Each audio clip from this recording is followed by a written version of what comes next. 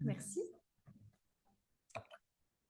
Alors, bonjour à toutes et à tous. J'espère que vous avez encore un tout petit peu de jus pour cette dernière conférence, n'est-ce pas? Alors, on a pas mal parlé de photographie aujourd'hui, même juste avant encore d'ailleurs. De mon côté, ce qui va m'intéresser pour cette conférence, c'est qu'en parallèle de l'explosion de l'image numérique, on a des techniques anciennes, et notamment argentiques, qui font leur réapparition. On voit ça tant sur les étagères des commerces que sur les réseaux sociaux. Et on a diverses raisons qui sont invoquées pour ces retours. On parle de volonté de se détacher d'une esthétique numérique lisse, on parle du surpassement de l'automatisme machinique, de la entre parenthèses, acquisition d'un savoir-faire, ou encore de l'envie de produire des images de manière non frénétique, à l'opposé de l'abondant flux numérique actuel. Dans l'optique d'aller à l'encontre de cette volatilité digitale, les pratiques de l'argentique se repopularisent, de même que d'autres techniques anciennes qui sont revisitées, notamment le cyanotype ou encore ce qui va nous occuper pour cette conférence, l'anthotype, dont on a d'ailleurs rapidement entendu parler aujourd'hui. Alors, l'anthotype, découvert en 1840, non pas par John Herschel, comme on peut le voir, c'est la discussion qu'on avait tout à l'heure, comme on peut le voir sur la plupart des sites web, qui a été découvert par Mary Somerville. Mais évidemment, Mary Somerville, en tant que femme, ne pouvait pas publier le fruit de ses recherches, et c'est donc John Herschel qui s'en est accrédité. Toujours est-il que cette technique, qu'est-ce que c'est? Elle se base sur l'usage de végétaux. Je vous montre l'image toute seule. Donc ça, c'est un essai que j'ai pu réaliser chez moi. Donc l'usage de végétaux, de plantes ou de matières organiques diverses qui sont dotées de propriétés photosensibles. Donc on va les utiliser pour créer des émulsions photographiques. Donc on peut utiliser ce qu'on a dans le jardin, ce qu'on trouve dans les espaces naturels. On obtient des palettes de couleurs extrêmement variées qu'on va mettre sur un support, en général du papier. On va les exposer en plein soleil. Dessus, on va poser des objets ou des négatifs, ce qui nécessite entre quelques heures au mieux et sinon quelques jours d'exposition. Alors, pourquoi l'anthotype a été délaissé? Bon, déjà parce que c'est un procédé lent, comme j'étais en train de vous l'expliquer, et surtout parce que son empreinte est éphémère, c'est-à-dire qu'on n'a pas trouvé de moyen de le fixer. Et à partir du moment où l'image n'est pas conservée dans le noir et donc elle n'est pas à portée de vue, si elle est exposée, si elle est accrochée sur un mur ou autre, l'empreinte disparaît plutôt très très vite. J'en ai fait l'expérience très rapidement, j'avais essayé avec des images de radiographie. L'avant-après, c'est 3 semaines. J'ai donc laissé, la première image, c'est juste après que je l'ai obtenue. La seconde, c'est, je l'ai juste laissé accrocher dans ma cuisine sur une ficelle avec une pince à linge. Donc voilà la vitesse à laquelle se dégrade cette image. Alors, on peut se demander pourquoi aujourd'hui on vient réinvestir une technique qui ne permet pas d'obtenir euh, des images permanentes. Et pourtant, ce réinvestissement semble prendre tout son sens à l'ère du capitalocène et au sein de notre société, de sa frénésie digitale. L'objectif que je vais essayer de faire de manière très synthétique au vu du temps qu'il nous reste, ça va être d'observer comment l'anthotype propose non seulement une manière de revisiter la plasticité du médium photographique, mais également une option de création écologique qui implique une reconnexion à la nature par l'adaptation à ses ressources, à son rythme d'évolution. Et l'anthotype se dessine ainsi comme un prétexte pour créer une image organique, une image vivante et mouvante, dont le représenté ne constitue pas le point final, mais la manifestation d'un processus aussi riche qu'éphémère. En effet, l'empreinte à peine formée évolue au travers d'un irrémédiable processus d'extinction, de disparition, des termes qui font écho à la situation écologique actuelle, dont elle pourrait alors participer à la sensibilisation.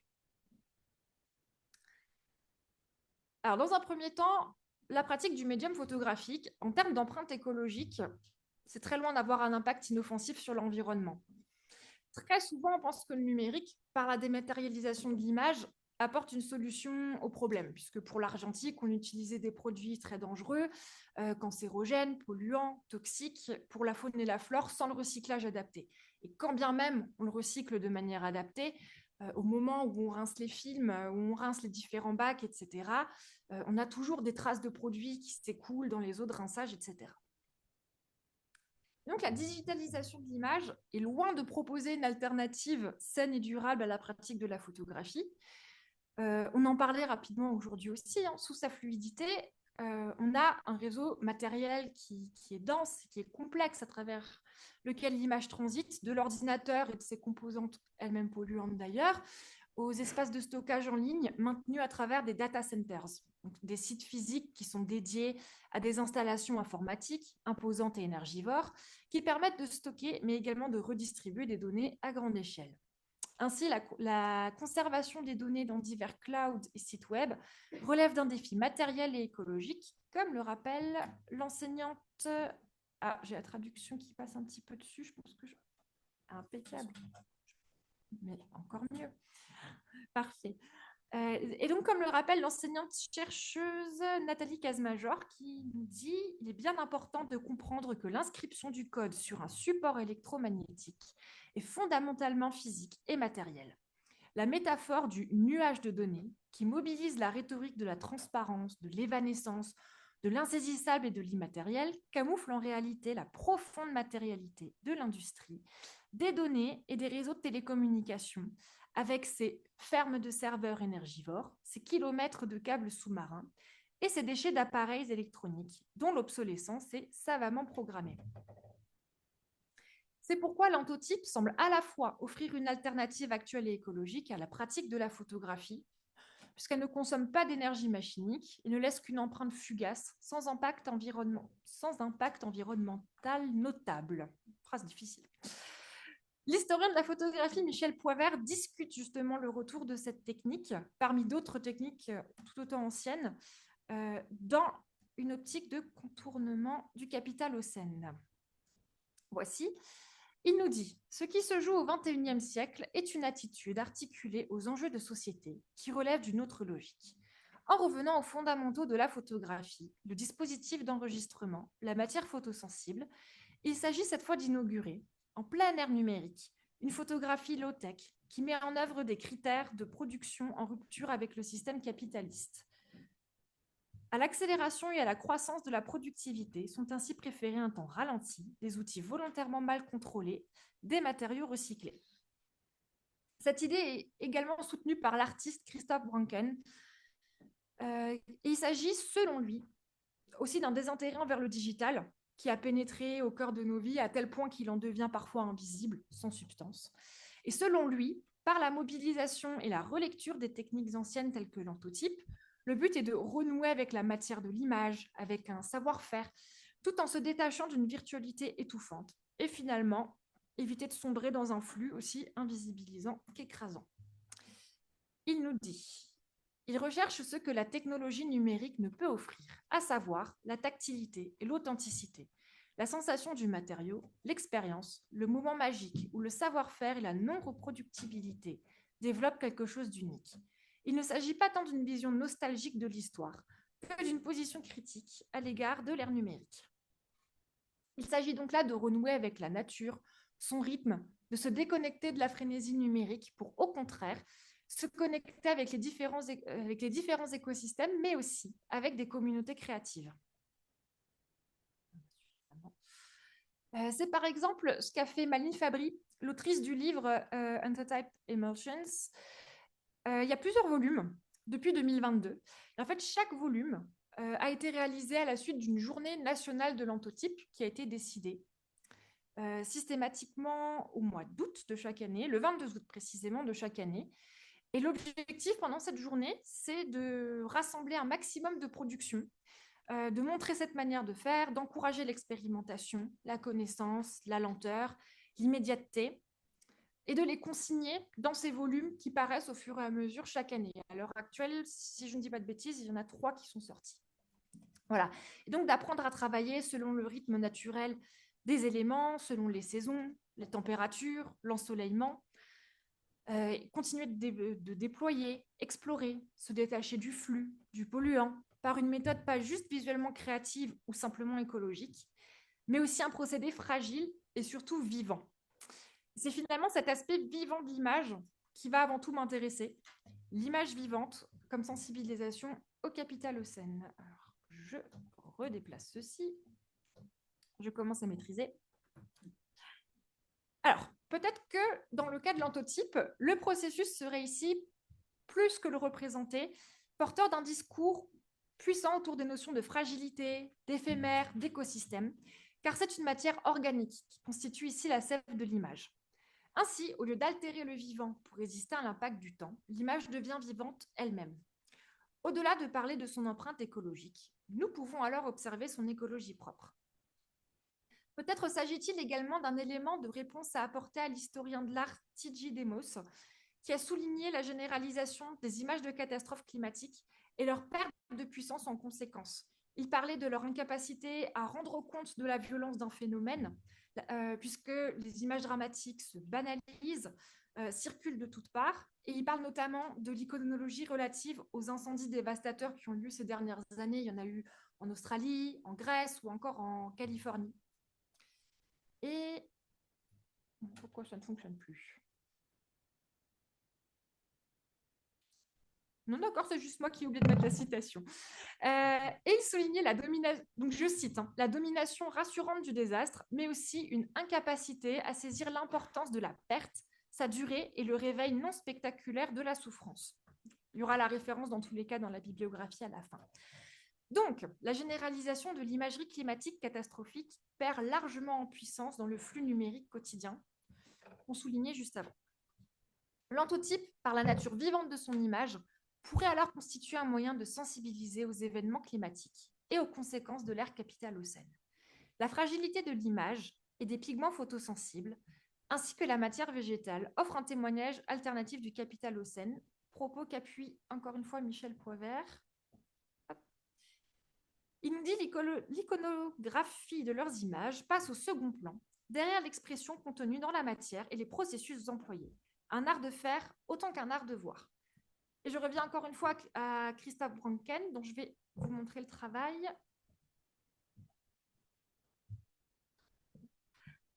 Parce que les plantes sont de plus en plus affectées par les contraintes environnementales, en particulier par les conséquences dévastatrices de la pollution et du changement climatique mondial, l'antotype, dans lequel les plantes sont utilisées dans la préparation d'une émulsion photographique, est un outil approprié pour illustrer le récit de l'Anthropocène. Cette technique est également un moyen d'en prendre conscience et d'y réagir. L'une des plus anciennes méthodes photographiques devient paradoxalement un instrument approprié pour aborder un sujet contemporain et revivre l'histoire. Je vous disais que cet auteur est également artiste, donc il a travaillé avec l'antotype. Et je vais terminer en vous montrant ses travaux et celui d'une autre artiste. Ah oui, d'accord, c'est à chaque fois que je le déplace, ça... Voilà. Donc, dans cette série, l'artiste a travaillé, alors on le voit dans la... On ne s'est pas marqué, il a travaillé dans la ville de Genk, G-E-N-K en Belgique, et il a utilisé ce procédé. Donc on a en tout 9 tirages photographiques, ici on n'en voit que 6. Il a récolté des plantes sur les lieux qu'on voit dans les images pour fabriquer son émulsion. Et ce qui est intéressant, c'est que c'est un endroit qui est extrêmement pollué. Et selon lui, cette méthode permet d'aborder le paysage d'un point de vue anthropologique, mais aussi d'inclure une perspective, je cite, non humaine dans l'image et d'écouter les histoires cachées des plantes. Je le cite toujours, les plantes sont de plus en plus touchées par la pollution et sont d'excellents récepteurs et collecteurs de métaux lourds et de poussières fines. Elles accumulent ces substances toxiques dans leur système et finissent par se retrouver dans ces tirages antotypiques. Les traces de pollution sont littéralement encapsulées dans l'empreinte. C'est pourquoi les antotypes des paysages pollués de Genk, donc la fameuse ville dans laquelle il a travaillé, ont une connotation inquiétante malgré leur apparence romantique. Donc, par le biais de l'antotype, là, Brancken met en avant le témoignage de la matière végétale au-delà du sujet représenté. Et pour terminer, je veux juste vous présenter le travail d'une autre artiste qui est Léa Bourdin. Quant à elle, elle s'est intéressée à l'éphémérité du processus pour appuyer son propos. La photographie, en règle générale, est associée à l'idée d'immuable. Quand on prend en photo, très souvent, on parle... J'y suis presque. On parle d'immortaliser des souvenirs, des événements. Et c'est exactement ce que l'antotype ne peut pas prétendre faire. Cette technique, son processus, son évolution dans le temps provoque, comme je vous l'ai montré tout à l'heure, un effacement progressif de l'image dont il ne demeure à la fin aucune trace. Et Michel Poivert employait d'ailleurs l'expression faire le deuil de l'éternité, que je trouvais très joli concernant l'anthotype. Et dans la série que je vous montre, Léa Bourdin s'est intéressée aux forêts primaires, c'est-à-dire les forêts qui n'ont pas été touchées par l'homme et qui ont complètement disparu de la France métropolitaine à l'heure actuelle. Et elle s'est emparée de la technique de l'anthotype pour traduire cette extinction. Donc, elle a réalisé ces tirages en extrayant les propriétés photosensibles des végétaux, en utilisant des pigments de ces plantes. On va voir des teintes diverses, du jaune vif avec des feuilles de bouleau, rose pâle avec des pétales de coquelicot. Et elle essaye de fixer l'image de ces forêts d'une manière néanmoins évanescente qui va entrer en résonance avec la disparition de ces fameuses forêts. Donc, elle exprime cette disparition non pas uniquement à travers la représentation de ces dernières, mais aussi à travers le processus naturel et éphémère de l'anthotype. L'image photographique qui est conçue à la base pour immortaliser, entre guillemets, devient elle-même un vecteur de l'oubli en illustrant la fragilité de l'environnement naturel. Et je conclus ainsi, l'anthotype vient se positionner à l'inverse de l'image qui nous bombarde aujourd'hui quotidiennement. Il constitue un objet vivant, obtenu au rythme de la nature, lui-même voué à disparaître. Et c'est peut-être cette disparition de l'image, plutôt que sa surabondance, qui peut constituer un moyen de sensibilisation et de monstration de la catastrophe écologique, on ne peut plus efficace à l'ère du capitalocène. J'aurais aimé en parler davantage, encore et encore, mais il va falloir que je m'arrête ici. Je vous remercie.